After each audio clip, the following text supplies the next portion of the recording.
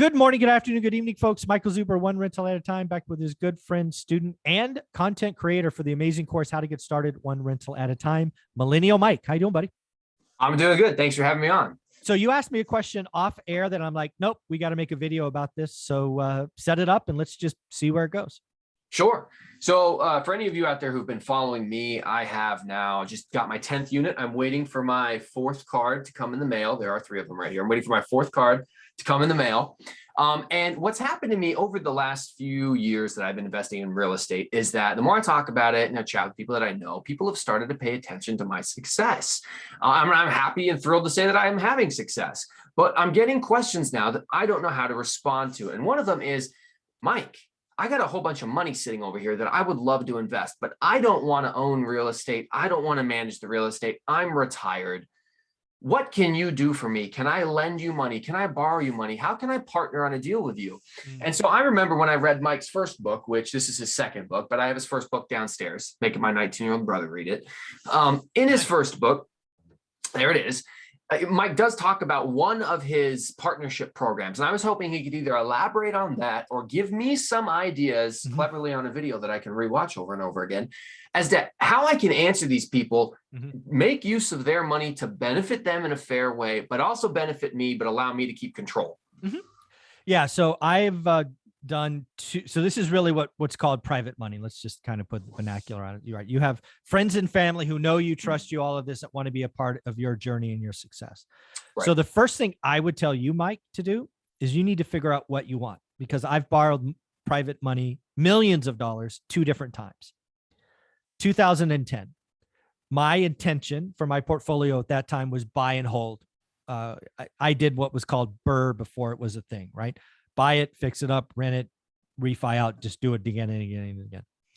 So in that case, because my intention was to hold forever, and because everybody was scared, I chose to pay 10% interest only for 10-year balloons with another 10-year extension if we both agreed to do that. Why? Because again, I was trying to recycle my capital, which was purchase price and repairs, get my money back so I can keep doing this machine. And they cash flowed wonderfully. And people were getting less than 1% in the bank. So everybody was excited by 10%. Could I have done 8? Probably. But I was happy to do 10 because again, it was easy. And they won and I won, right? I still cash flowed like crazy. My yields were off the chart because I had no money or very little money left in the deals. And it allowed me to do dozens upon dozens upon dozens of transactions. So the first thing you have to decide, is that what you want? Is this money you're looking to borrow? Long-term money. Second, in 2018, when I retired from my day job, I believed it was a great market to flip. 2018, 2019, 2020 was a great flipping market. So I marketed to slumlords and I bought 56 properties over the course of 2.5 years to flip, right? I'd never done a flip before. I did one accidental flip. I talked about in my book, the first one. But I decided I wanted to flip. I had more time. I had a team. I had experience. So in that case, because it wasn't long-term money, I created, and I think this is what you're referring to in my book, something called the 6 and 20 program. I paid an attorney, a lawyer, to draft a note, which actually is in my course, which you can go get, that basically pays them 6% interest during the hold period and then gives them 20% of the net profit on the sale, right? People wanted to be a part of this flipping journey with me, and happy to say, every deal was profitable. Everybody made not only their 6%, but got somewhere between 5 and 8 grand, because again, that's the profit portion. So yeah, it was, yeah. So you just have to decide what you want. Is it long-term money, pay a higher rate, or is it short-term money, where maybe you want to go do a bunch of BRRRRs and flip into maybe permanent capital after?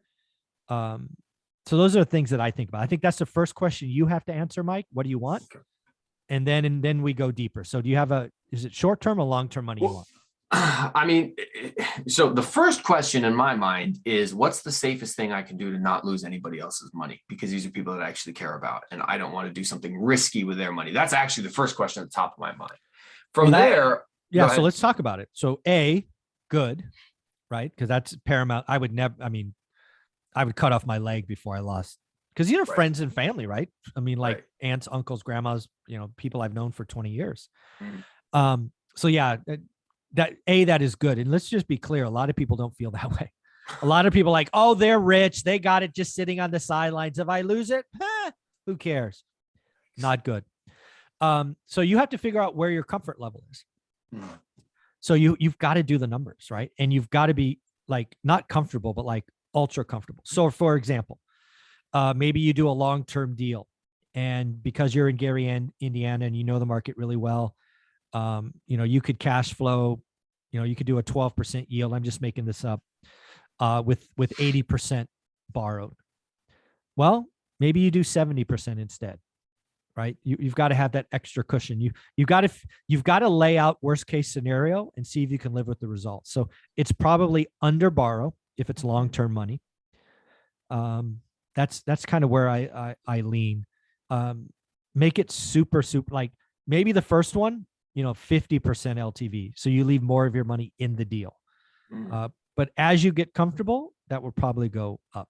Like I remember the first couple of private deals we did way back when. I think we only did like 80%. We like left 20% of our money in the deal, and we realized, wow, that's slowing us down and there's no reason for it. So we eventually got up to 100% recycled money. So yeah, I'm glad you're nervous. You should be. Well, okay. So then to answer your other question, do I want long-term? Do I want short-term? I don't want to flip. I don't think this is the greatest market to be flipping into. Mhm. It's different in the last couple of years. Lipstick flips were doing really well. Yeah. And I like to hold properties. I mean, Mhm. most of the real estate investors that I've talked to, most of the time I hear from them, man, I wish I hadn't sold that property. It's doubled in value since I sold it. With the very rare exception of I'm glad I 1031 to that property into bigger properties because those also doubled in value.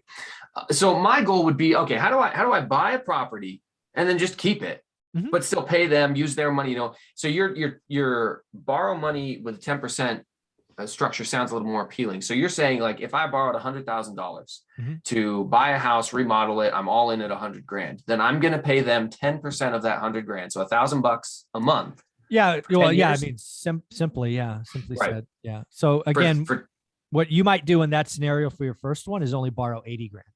right. Let's be clear, right? If your all in's 100, you want to be conservative. So again, I don't know if 10% is the right number for you. Hmm. Like again, this is all communication you need to have with the seller. Let's just say, for example, you could go get bank money or non-QM money at 7.5. So, okay. First thing I would never do is get a private seller to be less than a bank. So I would at a minimum offer 8, 8.5, maybe 9. Mhm. Maybe that's a good number. I only can tell you what I did, and I did 10. Why? Because it was easy math, frankly. Mhm. I could have probably done less because again, I could have gotten anyways. So do the math. What makes sense? Don't be in a rush to do 100%. That would be a mistake, I think. Get a couple under your belt, get a track record, make sure it's real comfortable for both of you. Record the note, treat them just like a bank. And yeah, the beauty is you're going to save closing costs. You're going to save no points, right? So Right. you actually do save some money. So yeah. So, okay, so let me use the deal that I'm actually working on, the one I'm Okay. waiting for my fourth card on. I All just right. bought a house for $30,000. Okay. It needs about 15 grand, but let's just call it 20 grand. Bought a house for 30. Okay. The repairs that I would need would be about 20,000. Okay. So I could borrow the money from them to do the repairs Mhm. so that they're financing the repairs and then pay them, let's just say 10% easy for the math. So that's what, like 200 bucks. Where's the 30 grand come from? That came from me. I bought the house cash Okay. myself. All right. So I did the deal with or without them, but I have them finance the repairs. Mhm. My goal for an after repair value is 80 grand. So I'm all in at 50, after repair value is 80. My plan is to then go to a bank Mm. and get that cash out refinance. Mhm. So I could borrow their money, pay them 10% in the interim. And when I do that cash out refinance, be that in 6 months, or as you mentioned, maybe wait a longer period of time, Mhm. pay them all their money back plus whatever they've gotten. So you just flipped the script. You just went from borrowing long-term money to needing short-term money. So you just went exactly opposite of what you told me you were going to do.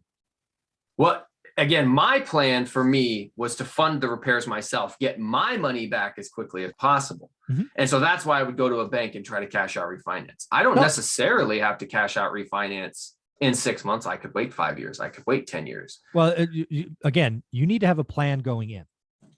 not wishy-washy, coulda, woulda, shoulda. Because again, you're putting in a debt structure and you're borrowing money from somewhere else. So you got to be super clear. You can't go, hey, I'm going to take your money for a year and then, whoops, I needed it for a decade. Right. Not okay. Not okay. Because the answers are different, right? Let's say you're a chance you want to get in and out in a year. And let's say your numbers are correct. What I would probably do is, again, I would borrow 50%. So in this case is 40 grand, 50% of ARV, because I think I can always get a 50% loan. So I would borrow 40,000 bucks. You already own the property. I own it outright. I would create a note, first trust deed. So they're on, so 40,000 bucks. Again, let's just assume 10% interest. Let's make it a year note, right? 1 year with an option for another year, right? So worst case, you hold the money for 2 years, but you pay 10% interest only. So I would offer that up and I would say, would you be comfortable? And right, the shortest will be 6 months. The longest will be 24 months, 10% interest on 40 grand, 400 bucks. And at the end of this, you know, you give them back their 40 grand. They may do that. You might say, you know what, I'm going to give you 400 bucks a month, but when I do my refi, I'm going to give you a $1,000 kicker, right? Because that's the kicker for me for the short-term money, right? I did 6 and 20. So again, you're giving them a higher rate. So you give them a little less on the back end. I got a super low rate at 6%. So I gave them a bigger piece of the back end, but that's probably what I would do. Again, just spitballing this in real time. I would borrow 40 grand right now. I would get a note that's, the minimum is 6-month term. The longest is 24. And then I would give them some kind of cherry on top when you cash out refi. Maybe it's $1,000 bucks, which is 5%. Right.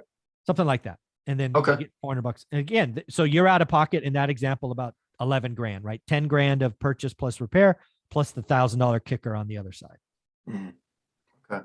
So this is why it's important to buy the course, guys, because I am one of the first students here of Michael Zuber. I had his book before it was a book. It was a PDF file before he had the course, when he was just sitting on his couch with grainy videos looking buff in his t-shirts after he just retired. I've been following for a while. And if there's anything in the course that's not there, guess what? If you make your own YouTube channel, buy a bunch of rentals and interview Mike, eventually you get your own private Q&A session. So be like me. All right. Well, I'm going to rewatch this video. I'm going to write things down. I'm going to go check out the contract that you have in the course, because I must have missed that. No, it's an attachment to one of the videos. Okay, I'm going to go look for it. And then I'm going to try to come up with my idea based on what you told me on how to structure a deal to a friend of mine who's like, I got 300 grand and I need to figure out what to do with it. And I want to work with you. So again, I mean, this would be a perfect example, right? Again, always lean towards doing more than they expect. I think offering them 10% is more than they would expect. And then I would, again, your intention is to hold this building long-term. I would give them, when you successfully refi out, I would personally hand them an extra $1,000 bucks, and I would put that in the note. Right. Because again, I want people to feel good about lending to me, and I want them to lend. Again, how did I recycle millions and millions and millions of dollars? Because everybody got more than they expected or more than they thought was fair. Good. I have taken my mental notes and I'm going to be rewatching this, Mike. Thanks. All right. And folks, where can people find you? If you just go on YouTube or Instagram or Google Millennial Mike, I talk mostly about out-of-state real estate investing in the Midwest from Seattle, where I live. Awesome. Thanks, buddy. I appreciate you. Thank you.